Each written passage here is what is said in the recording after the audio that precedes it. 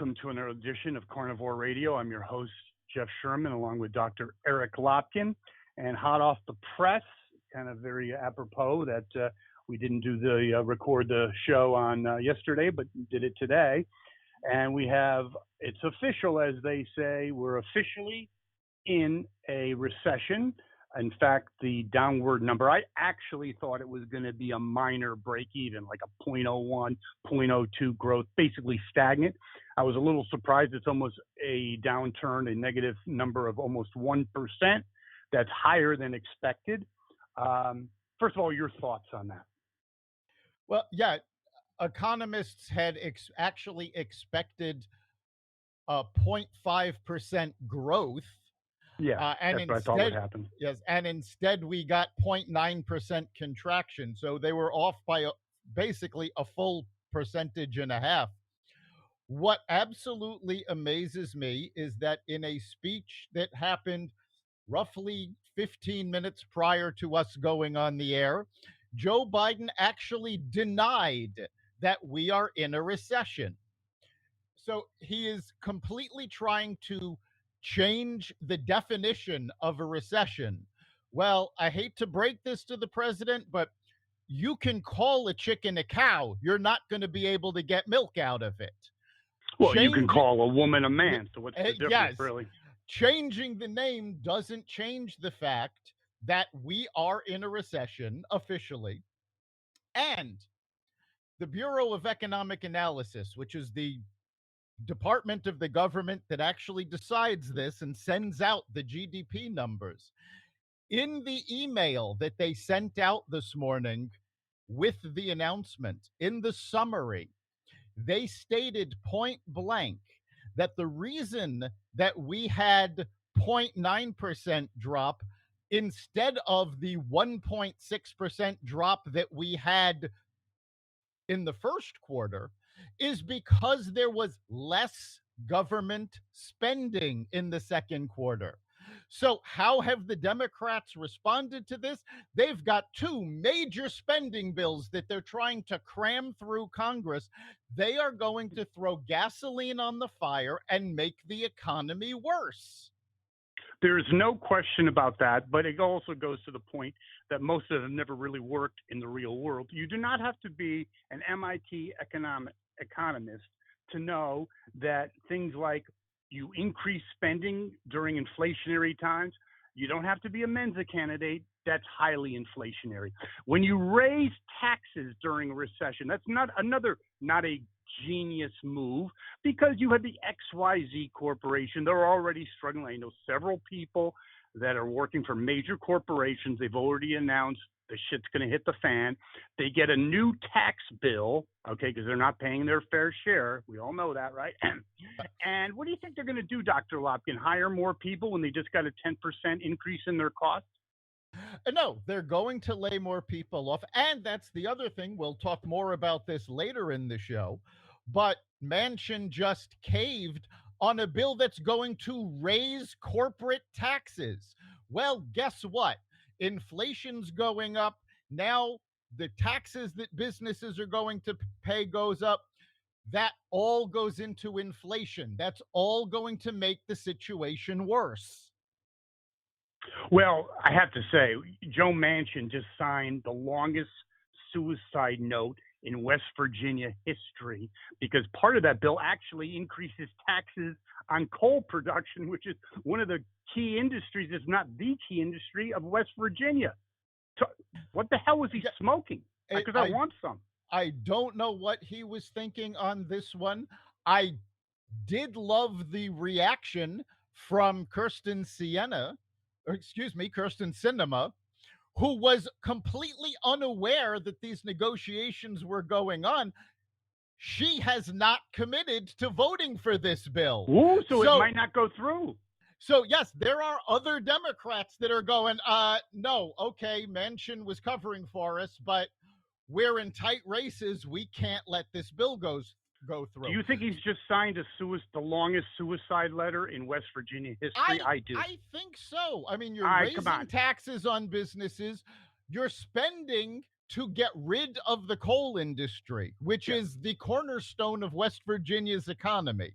So, yeah, I mean, I cannot for the life of me figure out what he was thinking. Or yes, that's for other people to figure out. And speaking on the whole Biden presidency or lack thereof, amazingly interesting. You have the Washington Post huge editorial piece. Please, Joe, quit. That I've never heard that before. No, it is absolutely amazing for them to be coming out against a sitting president less than 2 years into his term, calling for him Well, to let me just just interject one stop. thing. Most of the time, less than 2 years, you're still in your quasi honeymoon phase. Yes, and we all know, looking at past presidents, even those that were at low points in their term at this point, after midterms, when they lose a midterm and they have to deal with the opposing party, they have been able to turn it around.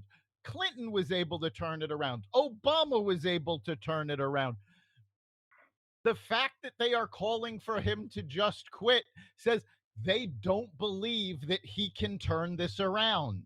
Well, it's not he. That's the wrong Yeah, pronoun. it's No, they. no, it's no, It's the he's administration. exactly. He's Yeah. sitting there, and when you saw, I believe you did see, and I hope maybe many of our listeners saw it as well. Totally, we talked about how he's really not that nice of a guy. Okay, Afghanistan, the list goes on, right? So people are really hurting. Instead of saying something like, I don't believe we're in a recession, but I feel for all the people out. He walks off the stage. In other words, a big FU to America, really. That Right. doesn't sound like a recession to me, and just walks off the stage. He has not done a press conference in 6 months. No, because he can't handle questions. The reporters in the room have actual facts, and he doesn't. He says we're not in a recession. Remember, this is the same person that called the Afghanistan withdrawal a rousing success.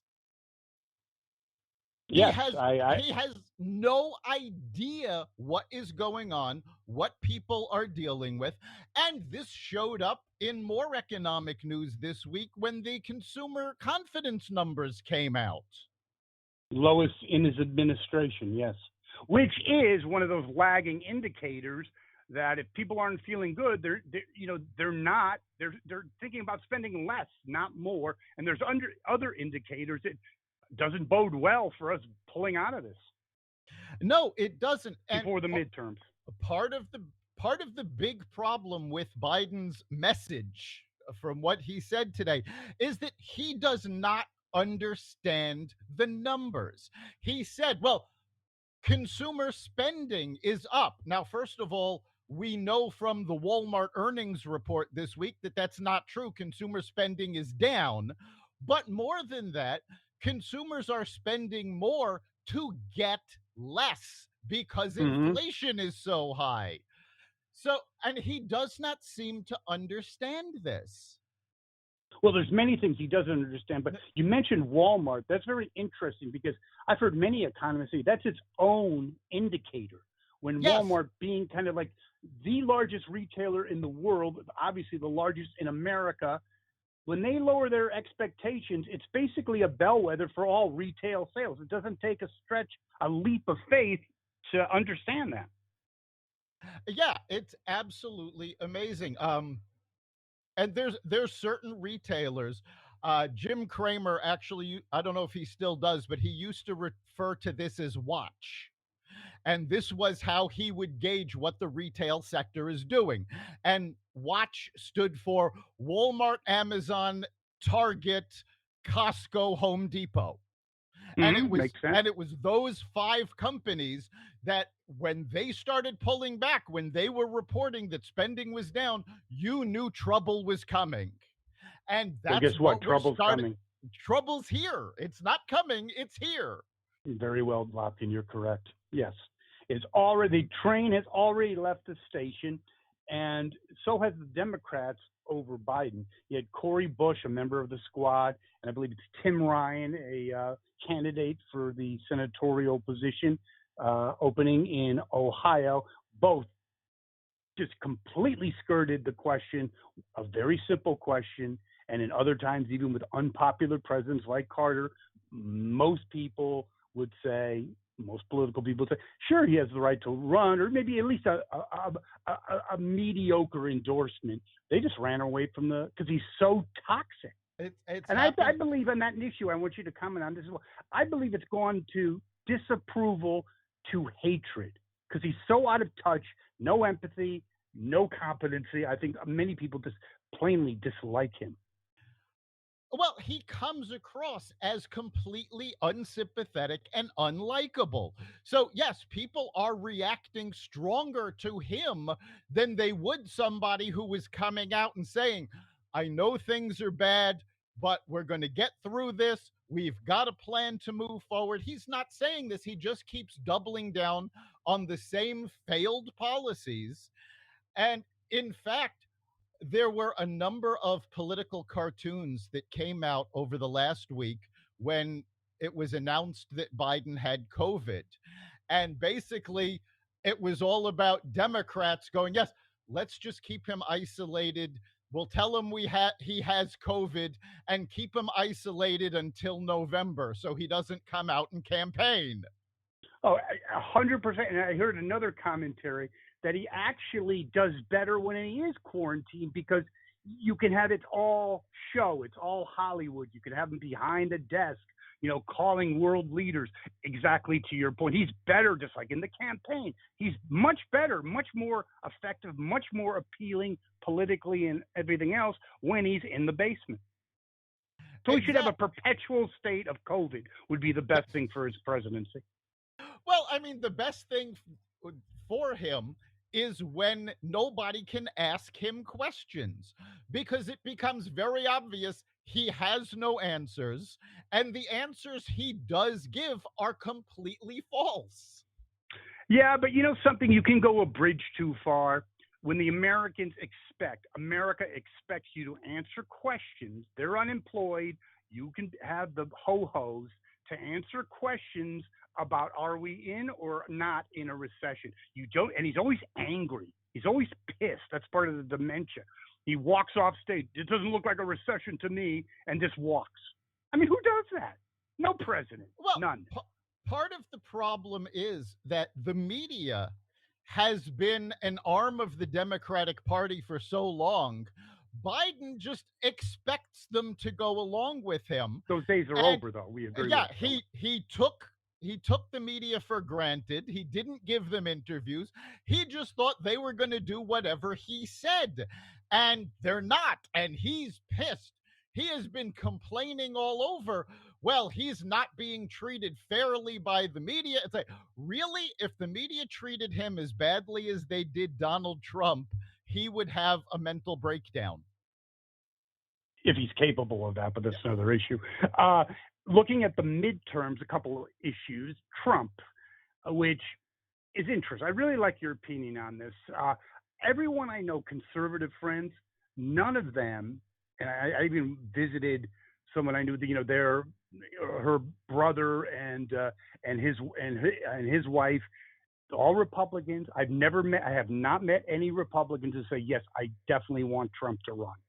I think there's an underlying, and why do I bring that up? Because Republicans do not want him to announce his intentions to run for the presidency, for re-election, if you will, until after the midterms, not before, because it's another rallying cry for the left to get out the vote. There are rumors that he's going to announce whether or not he will run in September. If he does run, I hope he holds back the announcement until after the midterms. If he's not going to run, fine, announce that in September. The problem is the polling has been very extreme, and Republican polls tend to focus on the extreme right. Well, the extreme right wants him to run again. And again, and this is the problem that both parties face because in the primaries, the more extreme aspects of the party come out strong in those primaries. That's why Bernie Sanders tends to do well in the Democratic primaries for, at least until the DNC steps in and goes, "No, we can't have this." Exactly. The same thing happens on the Republican side. The more extreme parts of the party that want, as Biden calls them, the extreme MAGA, which is actually ridiculous. But the fact of the matter is, Trump's policies are very popular throughout the party. It's Trump as an individual that is facing backlash because he does not get out of the way of his own ego. And isn't there a Trump fatigue, though, across the board, across the political spectrum? People, including myself, I've had enough of the guy. It's time to move on. Yes, Fresh and blood, DeSantis, others.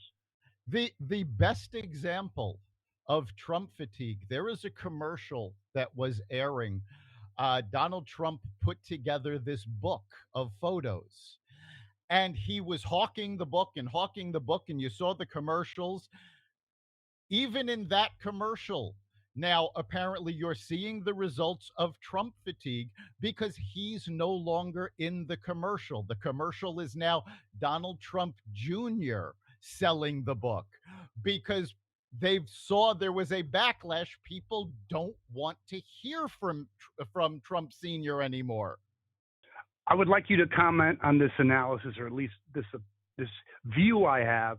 I believe people just need an excuse, and I think in Iowa or New Hampshire, if a DeSantis or anyone else breaks through, I think the dike breaks for Trump, and I think people then have an excuse to say, "I'm switching horses." What do you think? I think you're right, and I think that applies to both parties. Recent polls in New Hampshire have Pete Buttigieg beating Joe Biden. I think if you see New Hampshire go for Ron DeSantis in the Republican primary and Pete Buttigieg in the Democratic primary, you're going to see a whole different race. And that's going to be interesting. Now, I don't think either Biden or Trump will drop out of the primaries if they've decided to run until it's impossible for them to win. But what the parties have to realize is, yeah, this is a primary, and the more you beat each other up, the easier it is for your opponent to jump on the bandwagon and go, "Well, look, his own party said this about him." So this is a political fact, not opinion. Every sitting president that's been primaried, latest one was Carter. They No, lose no, in the in. George H.W. was primaried. I don't remember that. Yeah, George H.W. had a primary. I think he was the last sitting president to be primaried. But yeah, Okay, the point is you're so weak after that you lose in the the general. general, yes. Speaking of the elections, the midterms, which was this big red wave, we were going to sweep everything. We're going to have veto-proof majorities. That's fading. I mean, everyone predicts the Republicans are going to win the House, but the Senate is looking increasingly precarious. Your thoughts?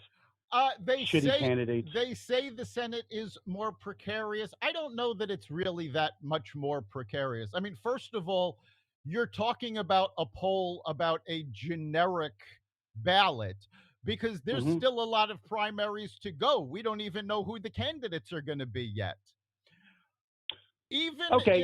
if the generic poll says it's a 50-50 split with neither party having an advantage, we know for a fact from talking to the polling companies that these polls swing liberal.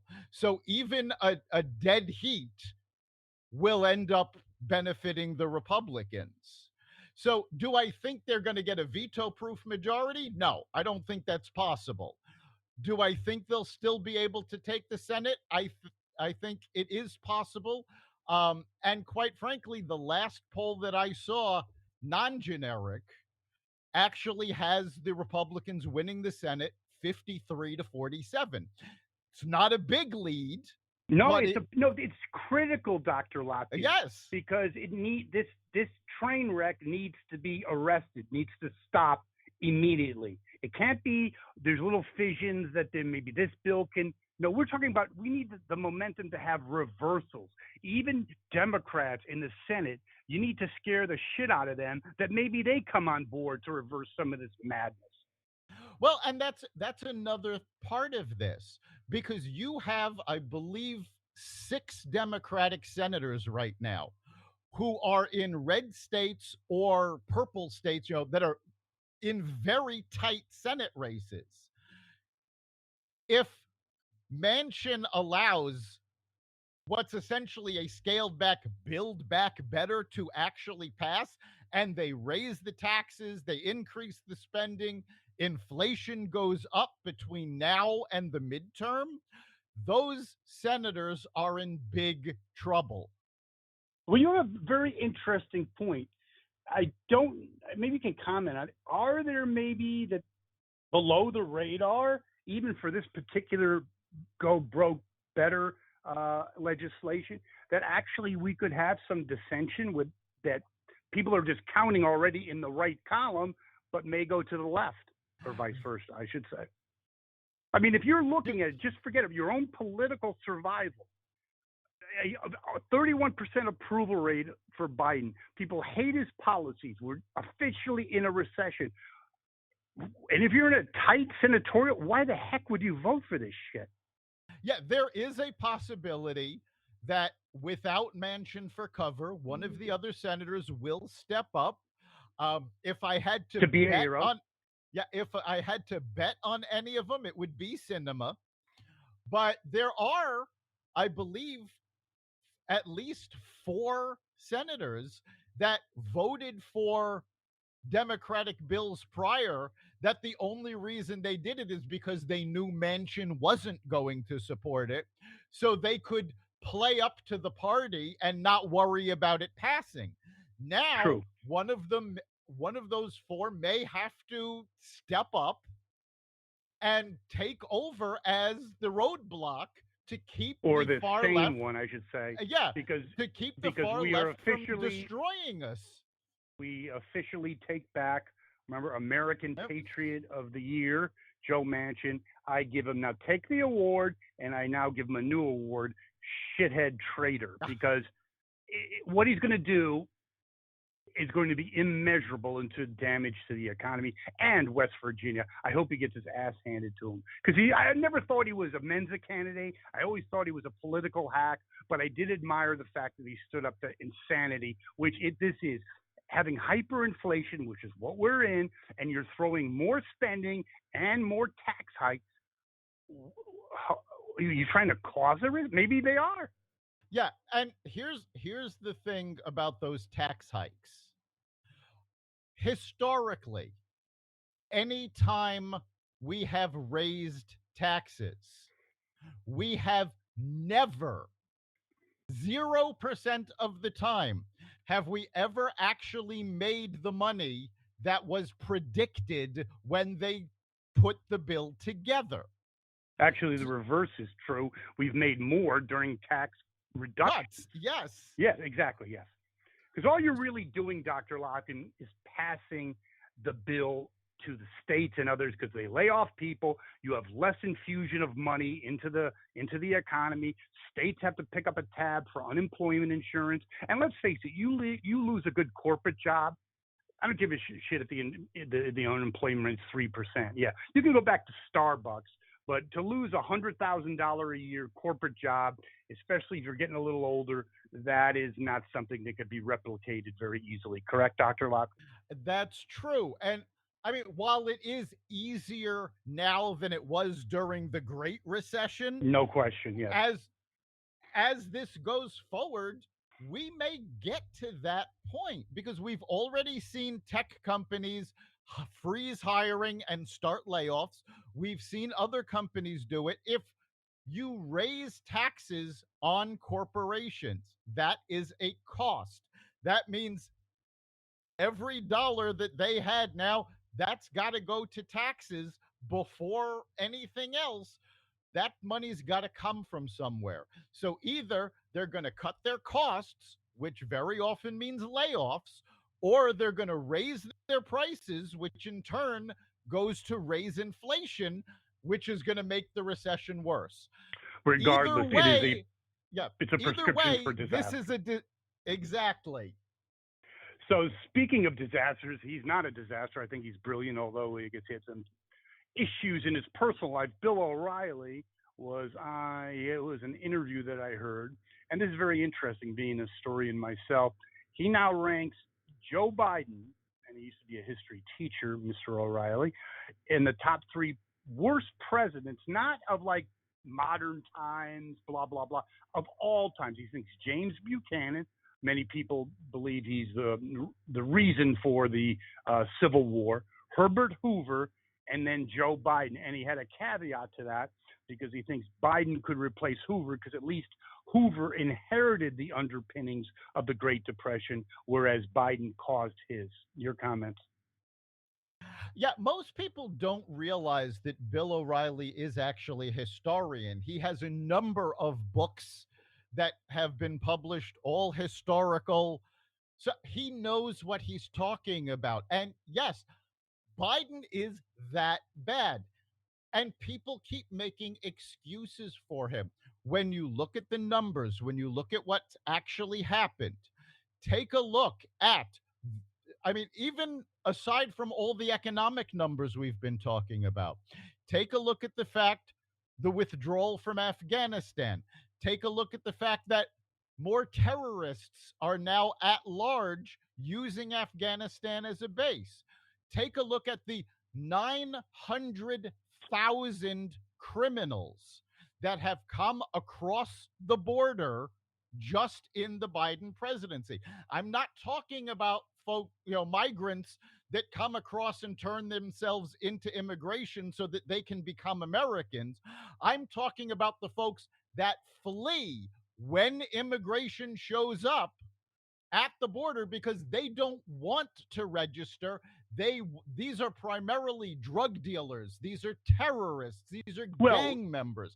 and also you can make a strong 900,000 case. of them. Yes, you can make a strong case that Biden and his administration has committed treason, especially when you look at things like you just mentioned, the criminals, the explosion of criminal elements entering this country unchecked, plus the fentanyl scourge of Yes, fentanyl and what it's done. I think more young people die of fentanyl than any other cause. Is that not correct? I believe it is. it is. Fentanyl is now the number one cause of death in the United States. And the woke agenda of the prosecutors in many states is making it even worse. Two fentanyl mules were caught in California with 91 million tablets. Okay, this is enough fentanyl to kill the entire state of Delaware, and they were released on their own recognizance. There is no rhyme or Now, reason for that. And now go of ahead. course, now of course they're in the wind. Nobody knows where they are. So this is what America is. You have rising crime rates, and Biden keeps yelling, "Oh yeah, it's not him. He's never said defund the police." And he's right. He has never said to defund the police. He has tried to give police funding, but he has never told the rest of his party, "Look, you need to back off because your policy is destroying democratically run cities." He's so weak, he's incapable of that. And with weakness fills, there's always a void to fill, and there's increasing speculation. Well, I'll refer back to Bill O'Reilly again. He believes that the Democrat, he was one of the first to say Joe would not run for a second term. He still believes that, obviously, and he believes Michelle Obama will come into the fray. Your comments? Yeah, there's been a lot of talk about Michelle Obama. I don't know that she's going to run. In interviews, she has actually come out and said she has no desire to run. She's not running, but her name keeps coming up. They also keep trying to resurrect Hillary Clinton. Oh, I God, mean, Gavin like Newsom, resurrecting the dead. yeah, Gavin Newsom wants to run. Well, Gavin Um, Newsom, I think, will run. He's he's trolling. He's getting it. He's trying to get it done. Again, it's all about ego versus accomplishment. You know, if he wanted to run to destroy America, I'd vote for him because he's no one's more qualified from what he's done to California. But this hubris of I'm qualified to be president after there's a bigger exodus than the Jews back with with Moses yes, out of it California. it Yes. is absolutely amazing who is announcing they want to run, because you've got Gavin Newsom, governor of California, far left candidate that destroyed the state of California. You have Pritzker, governor of Illinois. Oh Take a look God. at what's going on in Chicago and Illinois. I mean, even the Chicago Bears don't want to be in Chicago anymore. Yes, The that to me is un like synonymous with Chicago is the Bears without any question. yes, Right? White Sox could go to another suburb. They're who cares? The Bears actually, and by the way, that stadium is a bunch of bullshit. That just got revamped like less than 10 years ago. They just want to move because the the fans aren't showing up. well, the fans don't feel safe going That's to what the I'm saying. Yes, stadium. the Yes. safety issue. It's not a So stadium issue. That all of stadium has just been recently renovated. Yeah, no, it's got nothing to do with the stadium. It's all about the city of Chicago. But all of these people that are saying we're going to run against Joe, they're all far left candidates. Guess what? Somebody who is running to the left of Biden may very well be able to do well in a Democratic primary, but they're going to lose in the general because independents don't want to swing that far left. Yeah, I would agree with that. And again, it will be funny when either Biden announces. It'll be a great. It'll almost be like Johnson. I Things are so precarious. Of course, I've caused it, and I need to devote all my attention. And I'm not gonna. It'll be some self-serving speech. But I believe after the midterms, if they do get their head handed to him, he will announce. He'll have no choice but to announce that he's not going forward.